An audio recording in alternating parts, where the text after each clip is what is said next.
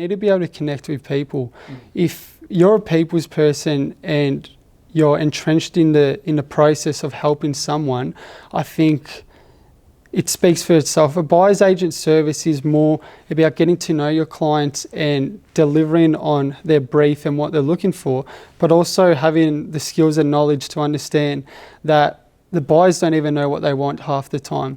So I think a big skill is knowing how to connect with people, read people, and being able to help them and being that mediator in the process.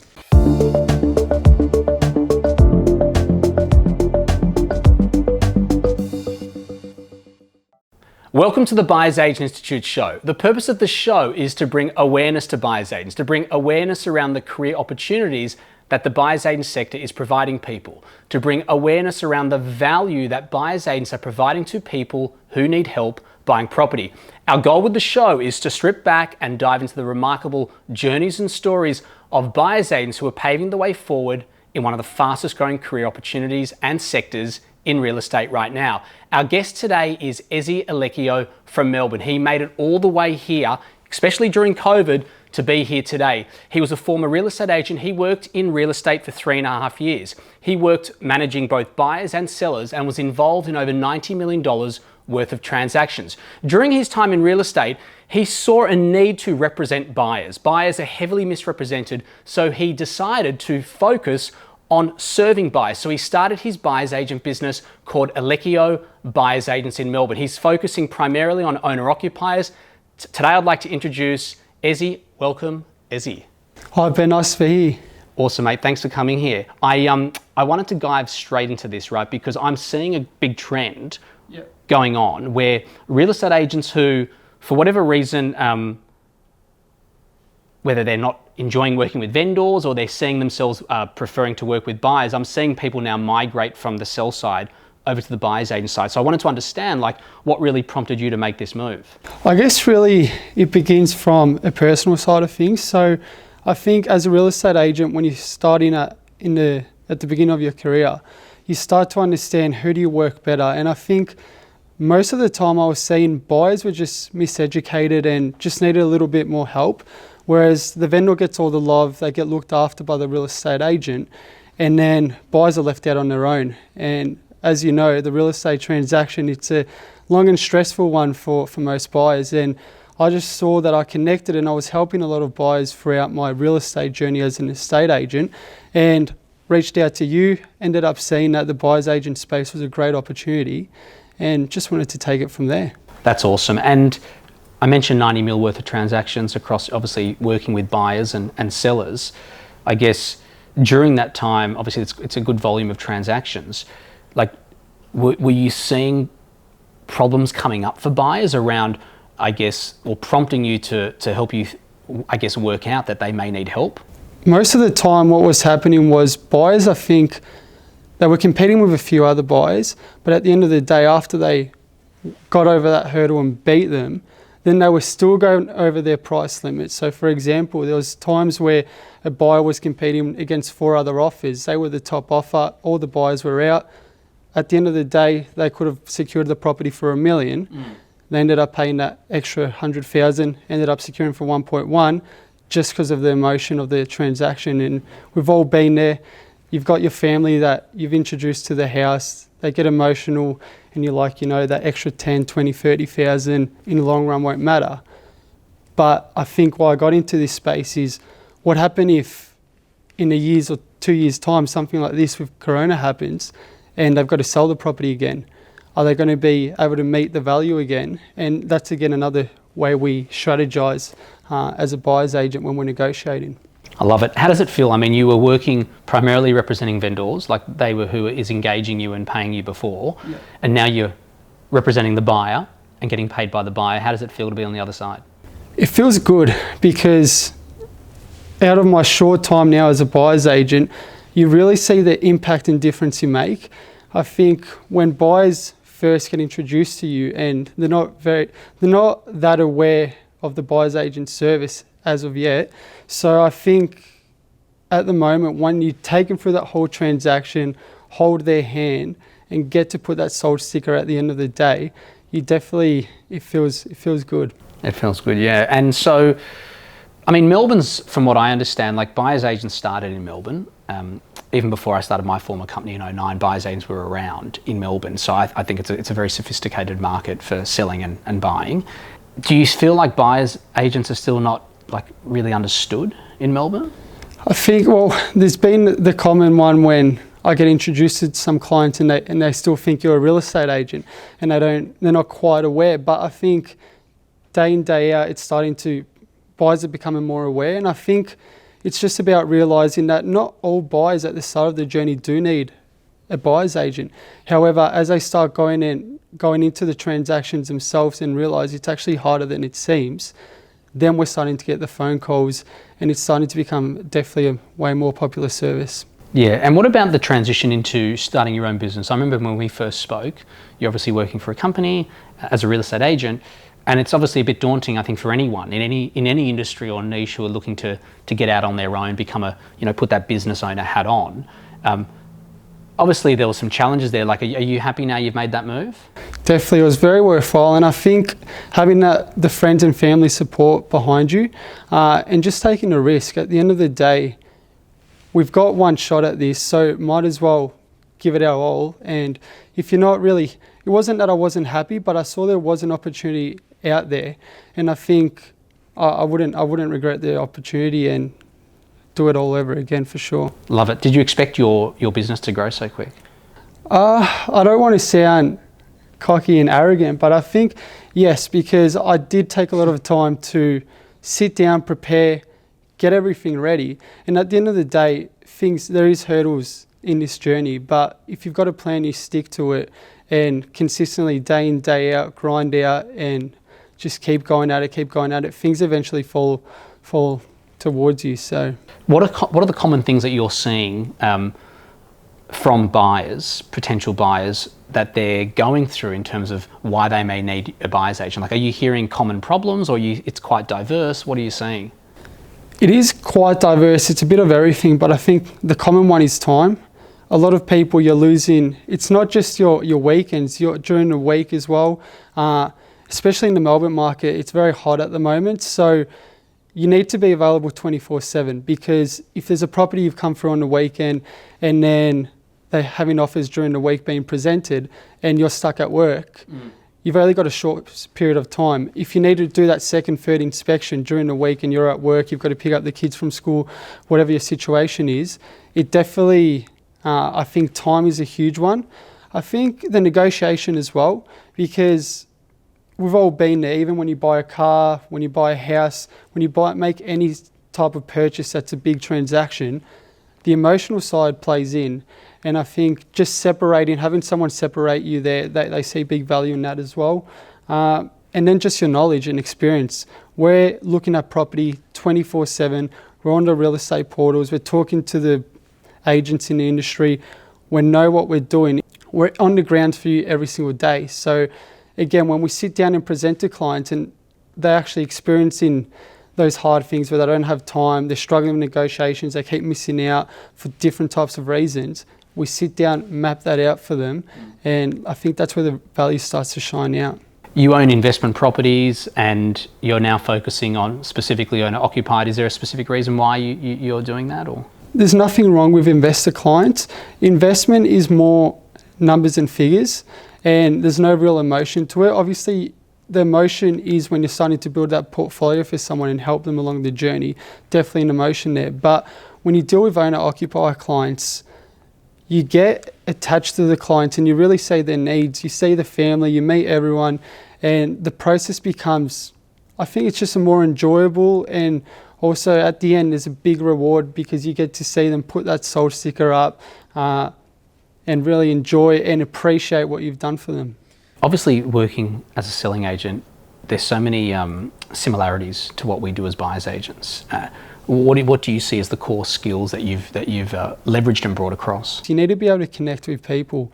If you're a people's person and you're entrenched in the process of helping someone, I think it speaks for itself. A buyer's agent service is more about getting to know your clients and delivering on their brief and what they're looking for, but also having the skills and knowledge to understand that the buyers don't even know what they want half the time. So I think a big skill is knowing how to connect with people, read people, and being able to help them and being that mediator in the process. What did your work colleagues, I'm just curious to know, that you used to, the real estate agents, how did they respond when you said you're becoming a buyer's agent? They were really grateful for my time there, and they wished me all the best. Never had any problems with any of the work colleagues. It was actually a smooth transaction. Obviously, they were a bit upset because we've developed a good bond over the years, but they were happy to see me go into my next chapter. Yeah, nice. Because the reason I asked was a lot of real estate agents, I feel like, still don't quite understand the buyer's agent space. They don't quite understand or really see the value in what we do, a lot of them. And so some of them just have different, I guess, perspectives. So I guess what's the plan? Obviously, you've obviously new with the business, which is great, and you've kicked off really strong. What are the plans? Are you just looking to really set foundations over the next 12 months, or is there anything that you're going to bring out of the woodworks? I think 2021's definitely going to be a huge year. Got a lot planned. We're splitting up the business as I get employees into different sectors. I think the first home buyer sector is definitely a big sector that needs to be looked after. And also then we've got to have different price points. So over the next 2 years, planning to open up an office and have different buyers agents working in different areas and different price points to try and service as much of the area that we can. That's awesome. Okay, so a bit of expansion. Yeah. And will you get like an investor-focused buyer's agent who's going to focus in that area? Yeah, definitely. I think investors still need the love. Like I said, it is numbers and figures, but at the end of the day, it's a huge service for them as well. Most investors that are starting out do lack the knowledge and need the experience of a buyer's agent, and also someone else to hold their hand through the process, because just like anything, it's a big transaction and you do need some help along the way for sure. What are some challenges? I mean, obviously starting any business, it's never easy. And there's obviously uncertainty, but are there any like specific challenges that you've faced? Like, I mean, it could be like administration, it could be marketing, whatever it is. So the lucky thing about me, I've got good support and good family members, families, accountants. So the background of the business is all set up and ready to go, which is good. I think challenges is COVID. That was a big one. There was about 6 to 8 weeks where we couldn't do any inspections. But in terms of challenges, I think just starting out, everyone goes through the period where you're a bit quiet. But if you've got a plan, having that real estate background really helps, because we know how to source our clients. And if you do the steps every single day, you eventually start getting the rewards for it. So I definitely think that everyone has the challenges at the start of acquiring clients, but if you stick to the plan, you're definitely on the right track, and it will eventually happen for you. How did it feel signing up your first client? It was definitely good. It came actually quite early on from a client that we were actually about to sell for, and he didn't want to go through the company that I was at because he just wanted to follow me. So I think we helped him sell his property through the agency that I did know, and then helped him buy. So definitely a great experience. And then from there, just started going from one client to one client and just doubling down. I think marketing's huge. You've got to put yourself out there, leverage from that one result and turn it into 2, 3, 4 clients. I think that's huge. And also just having that network speed, really going out there, speaking to a lot of the mortgage brokers, speaking to accountants, financial planners, all those people, because the more people you do know, the more you're going to get access to, and then just leveraging all those connections. Do you feel like you're starting, now that you're out on your own, running your own business compared to before, do you feel like you're putting more effort into growing your network? Definitely, and also investing time and money as well, because at the end of the day, when I was a real estate agent, you're working under an office, and until you're the actually director from that office, really the money that you put for yourself, you don't really see the return as much because you've got all the cuts and everything in real estate. Whereas now, I know that if I invest $1,000, if I invest $10,000, I will see the returns on that Yeah. Do you focus in a specific price range, or at the moment, do you see? So at the moment, just focusing on that million to 5 million eastern suburbs of Melbourne. However, as everyone knows, when you're first starting out your business, you really help. The process of the real estate transaction is always the same.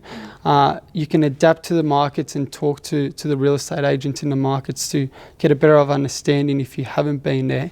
But definitely, I think at the start, you take as many clients as you can, and then really start grinding down, hiring people to look after different suburbs, and then really specialise in a price point. Yeah, and is there a lot of off-market transactions going around in the eastern suburbs where you're working? Yeah, I think really about 30 to 40% at the moment. There has been a lot of people, especially when Corona hit, a lot of people that were thinking of going onto the market and were just a bit scared. There's still a lot of buyers at the moment and not enough stock in those areas. So definitely a lot of off-market just because the sellers are just not sure yet if they're willing to sell or not, and the real estate agents are getting into the door by offering the off-market opportunity. You said 30-40%. It's obviously it's a strong number. Do you feel like some of the people that you've sat in front of, like potential clients, have wanted the service specifically because of off-market properties? I think one of the common things is buyers agents get told when you do see, oh, can you get us off markets? And I think off markets are always good, but in this point in time, especially in the eastern suburbs of Melbourne market, it's hot. So in order for us to transact on off-market properties, you're starting to pay above or sometimes right at the limit of what the property's worth. So it varies by property, but I think sometimes it's actually not the off-market that people really need. It's more the whole service of really educating them and taking them through the process and speeding up that buying purchase as well. I agree. You know, you might have heard me say this before, but when I used to have people come to me at Cohen Handler saying to me I want off markets, it took me a while to work this out, but I actually realised that they actually need help with what's on the market. They can't deliver and execute and buy something with what's on, so they want what's off. And so I agree, it's all about the process and focusing on getting what's on. And then if there's something that's off that suits, it's like the cream on top.